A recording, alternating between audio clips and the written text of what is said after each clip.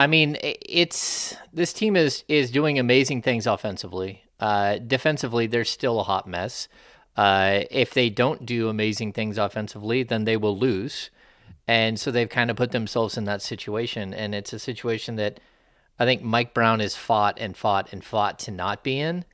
And now he's in it and realizes that like he's got to I don't think change his expectations, Navigate but through it a little differently.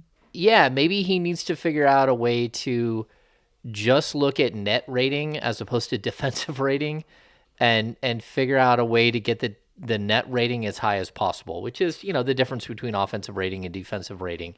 And like if you're winning that battle, then you're winning games. And I know we've talked about this in the past. I just remember years ago listening to the Kings had their defensive coordinator at the time, and I can't why his name is slipping my mind right now. And someone was asking him on the radio, why is it that your defense really isn't a lockdown defense? And he's like, because I don't have any defensive players. I'm doing the best I can. The fact is that we average 120 points a game, and we only give up 114. Is that Elston? So yeah, Is yeah, that yeah. Elston? Yeah. Yeah, Elston Turner. Yeah, exactly. And so that's, I think there could come a point where Mike Brown needs to play within the confines of what he has in front of him. And if that means that his team is going to give up 120 points a night, but they're going to score 130, it still means you win. You just need to make sure that you're able to get stops when you need to. The problem that the Kings have is, and that Mike Brown knows, is that you don't get to play the Houston Rockets twice, the San Antonio Spurs, the Los Angeles Lakers, like just keep stacking up these bad teams like all season long. An 82 game season, you're going to run up against teams that you just can't outscore. Because if you're not going to play defense, they're going to play a little bit of defense and they can crank their offense up as well. Yeah. And like I always said, I want them to play better defense. Like I absolutely would want that. But also kind of like what James was talking about, I realize that's not the personnel that they have. So, and I think Mike Brown and his coaching staff has done this. It's like, all right, well, that's not the strengths of the guys that we have. What can we do to magnify the strengths that they have and do our best to hide the weaknesses? And I think that's kind of where they're at. I think they started out that way, and Mike got to a point where he's like, I've done this long enough. You guys need to be better here. And if you're not, I'll find people who will play better. And then he couldn't find people that would play better. And it started messing up the team a little bit. So Mhm. I think they went back to, all right, let's just go back to what their strengths are and let's focus on that and try to get better piece by piece on the defensive end. And it wins games in the regular season. Will it win you a championship? Absolutely not. But it wins you games in the regular season. It'll get you to the playoffs. And if we're looking at this thing in the big picture, I know maybe we need to get somewhere before we look in the big picture, but this is the first step into the whole process of what they're trying to do with this organization.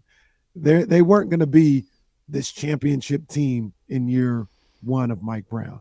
This is just the first step. Yeah, I agree with you, but I think the frustration with him is that he knows that if you're playing good teams or you're playing in the playoffs or that last 20 games of the season where it really becomes like the tune up to the playoffs, if you can't protect Demonis Sabonis, you're going to lose. And that's it. Like if Demonis Sabonis is looking at 6 fouls each and every night, or he's sitting at 4 and you got to sit him for long stretches, you're done. And the problem that this team has is that the guards and forwards aren't doing enough to keep their men on the perimeter and keep them away from the middle of the basket, where the middle of the key, where Sabonis is waiting.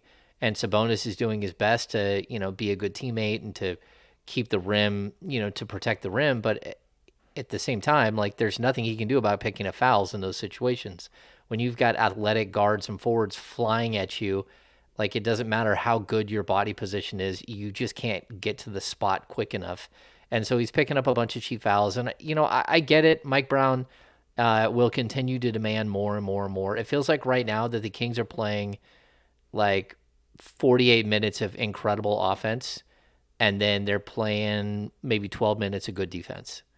and like within that, and you got to figure out a way to expand the defensive moments and keep the offensive moments there.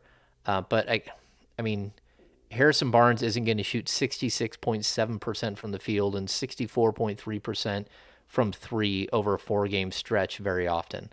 And that's how you're beating teams like this. You're running them over with your offense, and you can't just win on making shots. And that's what Mike is fearing, that this team will just fall in love with winning on offense and then never really take that next step defensively. And I think he needs better defensive players for sure. Um, Whether you can get one or two pieces that help you now is going to be a big question that faces Monty McNair in the coming days. How many teams do you genuinely think in the league play? I don't think anyone plays 48 minutes of defense, but like, how many teams do you think really focus a lot on the defensive end? Like I mean, if there's I were to, ones like Boston. I mean, there's obviously yeah, Boston, Milwaukee, even Philadelphia usually is pretty solid defensively. Most of the Eastern Conference teams, more than the Western Conference teams, I think that's always kind of been the case. Would you say Uh, that about Denver? Yeah, well, I mean, they have to scheme around the fact that they don't have a super mobile center. They've got a great center, but they don't have a super mobile center, and they scheme around him all the time. And that's again, that's why I think bringing in Jordy Fernandez was such a coup, because he's a defensive coach that comes from 4 or 5 years in Denver working with Michael Malone, but also his backdrop with Mike Brown, but also figuring out ways to protect a guy like Nikola Jokic. And so these are all pieces to the puzzle. How do you get to a better defensive scheme? How do you figure out a way, and how do you work with the pieces that are in place today? Like Harrison Barnes might not be here next season, so you're gonna have to fill that hole. But you got to also look and think that Keegan Murray isn't going to be a rookie next season. He's going to have a better understanding of what needs to happen in order to slow down an opposition.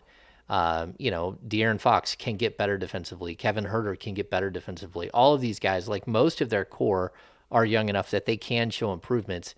But that doesn't mean you still need a piece or two to make this whole thing work. And like you're at a 4 seed right now, the potential to move up to a 3 seed here in the coming days. But you have to keep telling yourself that this team is really more like a 6 seed that needs to find a way to secure themselves there, so they're not in the play-in tournament, and hopefully maybe you can finish the 4 seed and somehow you host a first round playoff match. That would be incredible. But you have to be realistic about who this team is right now, and the fact that they're feasting on bad teams is a good thing, because you got to play all 82 games. But at the same time, the schedule will get more difficult. The schedule from here on out is like 16th most difficult in the league. And, they're going to have ups and downs. They got to figure out a way to ride it out, and that usually means play defense. I'm gonna Two quick things, just real quick. One, you're a downer. Two, they could move to 3 tonight. Actually, we're all big Miami Heat fans. Let's go, Kyle Lowry. Let's go Heat. Let's go Heat. Minitos. If the Heat beat the Pelicans and the Kings get their third win against the Lakers, and we've decided, James, you look at the standing, you're not getting higher than third. Like that's the end of it right there. Unless something terrible happens with like Memphis or Denver, you're not getting any higher than third. That's the end of the cluster right there. There's 1 and 2, and then there's a cluster after that. So this we're essentially playing for our first place tonight.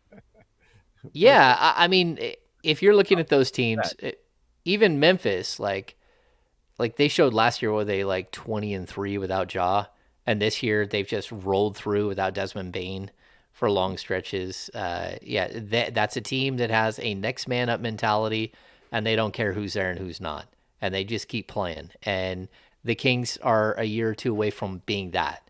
That's what happens when you're together and you have a system and everything, for like 3-4 years. You start to build that type of characteristic to your DNA of who you are as a team. The Kings just aren't there yet. And so like we have to keep reminding ourselves that this is a first year of Mike Brown. This is the first year that this group of players have been together, and you hope that they can accomplish amazing things, but you have to know that there can be tough times. And not there doesn't even have to be tough times. One of these or two of these teams that are below them who are really, really good and aren't playing good basketball right now will eventually figure it out and be right there and where you are, and you're Or gonna they have to battle won't. this. Or they won't. I don't Or they think they won't. will. Like The- we've been saying that for the last 35 games. I At this think point, Golden like, State's the one that I'm like, all right, we'll see what they do. I'm not sold on Portland or the Lakers or Utah we just saw or the any of Clippers those last teams night, or the Clippers. and that's the team Every I thought time was going to every the time I finals. watch the Clippers, I just get more confused. Yeah, I just don't get it. I don't know what happened to them. I'm with you. Like, I don't know how they're playing so poorly, but like, if you've been watching basketball for any length of time, you know that the final 25 games of the season is just a tremendous ramp up, and it becomes so difficult. It like winning games in the final 20 something games of the season is tough against good teams. Like, that is when the playoff actually start, and you're trying to figure out seeding and everything else. They need a big time cushion. And like, we were just podcasting a few minutes ago, and Brendan asked, can this team finish 4 games over 500 on the season where they are right now? Or, well, right now they're what, 6, but that magic mark of 4 that they couldn't get over. Can they finish the entire season at 4 games over? And that's what you have to start looking at. Like, is this a 43 win team? Is it a 45 win team?